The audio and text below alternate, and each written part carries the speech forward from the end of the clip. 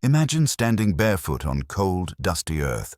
Before you, the gates of Sparta's training ground swing open to a life of relentless discipline.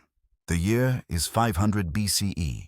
Sparta dominates southern Greece, feared not for wealth, but for warriors forged through agony, obedience, and iron discipline. At age 7, every Spartan male begins the agoge, the state's brutal education system. Childhood ends, survival begins. No family hugs or gentle farewells. Parents surrender their sons to the state. You now belong to Sparta. First lesson: silence. Spartan boys are taught to endure pain and speak only when necessary. Words are weapons. Use sparingly. Meals are meager, a bowl of black broth, barely palatable.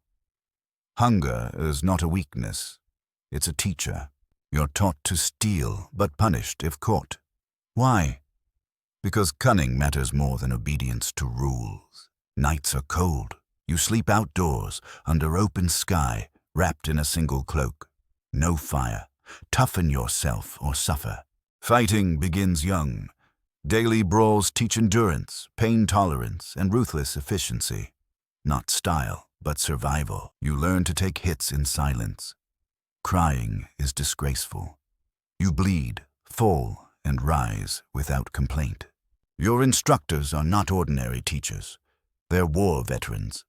Their scars speak louder than any lesson. The agoge doesn't educate. It transforms.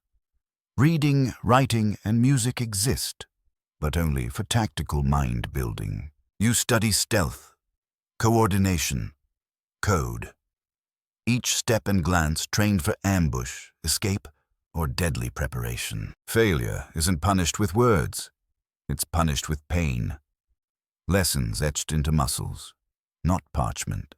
Your bed is a pile of reeds, enough to raise blisters, but soft enough, Spartans say, to avoid luxury. The pain is constant, but camaraderie grows. Brotherhood is carved through shared exhaustion, bruises, and cold nights. The most respected among you isn't the strongest, but the most disciplined, the most controlled, the most silent. Punishment comes swiftly, bare-handed, physical, unrelenting. But it's less about rage and more about molding character. Once a year, they elect the best among you, the best boy. A terrifying honor. That boy disciplines the others. If chosen, you gain no reward, just expectation. If not, you hide disappointment and grind harder. The agoge teaches you to endure pain alone, but loyalty together. Sparta survives through collective will. Your days blend: combat training, endurance tests, moral instruction, and stealth games built on survival instinct. You don't volunteer for tasks. You're ordered. Obedience isn't optional. It's the difference between chaos and Spartan strength. The concept of individualism? Forgotten. You are Sparta's armor. You wear its will like a second skin. Sometimes you're assigned mentors, older boys who've already survived years of training. They show no mercy. Rites of passage await, tests to push you past breaking points. Rituals masked as games, designed to tear away fear. Whispers surround one ritual. Cryptia, a mysterious, deadly assignment that only the most fearsome survive. Cryptia is not discussed aloud. You never know who returned or if they ever existed at all. Years pass, and the pain transforms. What once broke you now builds you.